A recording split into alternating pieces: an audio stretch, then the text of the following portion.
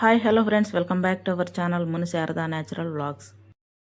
Time వచ్చేసి 5 అయితే అయింది, అంటే 5:15 అట్లా అయి ఉంటుంది. నేనైతే 4కి లేచినాను అనమాట. లేచేసి ఇంకా ఇంట్లో బయట అంతా మొత్తం కడిగి ముగ్గులంతా వేసి ఇల్లు మాప్ పెట్టేసి సామాన్లు అంతా ఉంటే సామాన్లన్నీ కడిగేసి క్లీనింగ్ అంతా కంప్లీట్ అయితే చేసి ఇంకా స్నానం అంతా అయిపోయింది. పూజ ఒకటే గ్యాప్ ఉందన్నమాట. పూజ చేసుకోవాలని చెప్పేసి ఇంకైతే పూజ అయితే కంప్లీట్ చేసుకునేసినాను. దేవుడికైతే ప్రశాంతంగా పొద్దున్నే హాయిగా మొక్కుకొని ఇంకా 5:30కి అయితే వంట స్టార్ట్ చేసినాను అనమాట. వంట స్టార్ట్ చేసి అంటే ఆ రోజు వచ్చి పప్పు సాంబార్ అయితే చేస్తూ ఉన్నాను.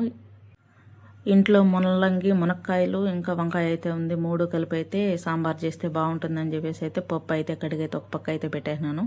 ఇంకొక పక్క అయితే నేను వేడి నీళ్ళు అయితే పెట్టుకున్నాను అనమాట. ఇంకా వెజిటేబుల్స్ అంతా కట్ చేసే లోపల అయితే వేడి నీళ్ళు అయితే కాగిపోతాయి తాగుదామని చెప్పి ఇంకొచ్చేసి ఇక్కడ చూస్తే చీకటిగా ఉందనమాట. అంటే 5:30 అయి ఉంటుంది. ఆ టైంకి ఎవ్వరూ లేదు. ఇంకా 4కి అయితే అస్సలు ఎవరు లేరు. ఇంకా ముగ్గేసేటప్పుడు చూడాలన్న పరిస్థితి ఘోరంగా భయంగా ఉంటుంది బయట. అంటే రీసెంట్గా ఒక ముసలాం చనిపోయిందనమాట.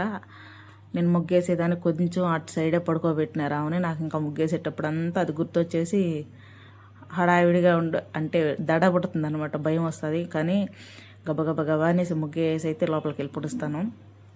ఎవ్వరు నిద్రలేరు. ఆ టైంలో నేను ఒకటే దయ్యంలాగా లేసి అయితే తిరిగి పని చేస్తూ ఉంటాను అనమాట. ఇంకేం చేసేది, ఇంకా ఆ టైంకి లేచి పనులు చేస్తేనే అవుతుంది, లేకపోతే లేట్ అయిపోతుంది. మా వాళ్ళకి హడావిడి అయిపోతుంది. నేను కోపంలో వాళ్ళని ఎక్కువ తిట్టేస్తాను అనమాట. అందుకోసం అనేసి కొంచెం ఓపిక చేసుకొని ముందే లేచి అన్ని పనులు అయితే చేసుకుంటే కొంచెం ప్రశాంతంగా ఉంటుందని చెప్పేసి అయితే ఇంకా నేను అందరికన్నా ముందు లేసి అయితే నా పనులు నేను చేసుకుంటూ ఉంటాను. అందులో మా పాప 6:30కే స్కూల్కి వెళ్ళిపోవాలి కాబట్టి ఇంకా ఆ టైంకి అయితే ఖచ్చితంగా లేచి అయితే చేయాల్సిందే. మా ఆయన అయితే ఇంకా మా పిల్లల కోసం అయితే గ్రేప్స్ ఇంకా దానిమ్మ అయితే తీసుకొచ్చినాడు. ఇంకెట్లా అవి ఇప్పుడే స్కూల్కి పంపించాలి కాబట్టి అవి అయితే పక్కనే పెట్టేసినాను. ఇంకా పాలకూర అయితే తీసుకొచ్చినాడు అనమాట. ప్రతిరోజు మా ఇంట్లో పాలకూర ఉంటుంది.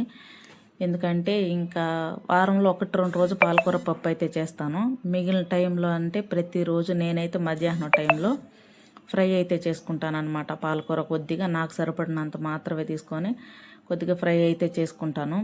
అంటే నూనె అంతా ఎక్కువ వాడకుండా కొద్దిగా నూనె వేసి పాలకూర కడిగి పెట్టిన పాలకూర అయితే వేసుకొని కొంచెం ఉప్పు కారం అయితే చల్లి లైట్గా ఫ్రై చేసుకొని అయితే తినేస్తాను అనమాట. ఇంకా మా పిల్లలకు కూడా వాళ్ళు పిజ్జా ఆమ్లెట్ అంటారనమాట. పాలకూర ఇంకా ఎగ్ వేసేసి అయితే ఆమ్లెట్ లాగేసేసి దాన్ని వాళ్ళు పిజ్జా ఆమ్లెట్ అని చెప్పేసి అయితే తినేస్తారు వాళ్ళు కూడా. ఇంకా ఎట్లా హెల్త్కి కూడా మంచిదే కాబట్టి వాళ్ళకు కూడా పెట్టేస్తాను. ఇంట్లో ఆడవాళ్ళకి అందరికీ అన్ని పనులు కంప్లీట్ చేసి వాళ్ళని పిల్లల్ని పంపించేస్తే అక్కడికి పనులు అయిపోతే మళ్ళీ ఖాళీగా అంటారు. కానీ ఎక్కడ ఉంటుంది అసలు ఖాళీ ఎందుకుంటారండి. ఇంకా గిన్నెలు కడిగే పనులు ఉంటాయి. వంట చేసి వాళ్ళని పంపించిన తర్వాత అవన్నీ గిన్నెలు ఉంటాయి. ఇంకా గిన్నెలు కడుక్కోవాలి, మళ్ళీ బట్టలు ఉంటాయి, బట్టలు మడత పెట్టుకోవాలి, మళ్ళీ మిషన్కి వేసిన బట్టలు ఎత్తి మళ్ళీ ఆరబెట్టుకోవాలి. 4కి లేచినా కానీ ఆ టైం అయితే సరిపోదు. ఇంకా రోజంతా సరిపోతుంది అనమాట. రోజు మొత్తం పనులు చేసినా కానీ ఇంట్లోనే ఉంటారు అనేసి చులకన చేసి మాట్లాడేస్తారు. ఇంట్లో ఉంటారు, ఏం పని చేస్తారు అనేసి మాట్లాడతారు. కానీ రోజంతా నాకైతే రోజు మొత్తం ఏదో ఒక పని ఉండేనే ఉంటుంది.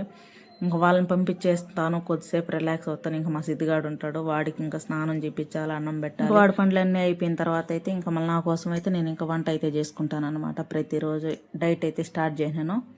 దానికి సంబంధించి ఇంకా బ్రౌన్ రైస్, ఇంకేదో ఒక ఆకు ఫ్రై, ఇంకా ఎగ్ ఏదో ఒకటి చేసుకొని అయితే నేనైతే తినేస్తాను.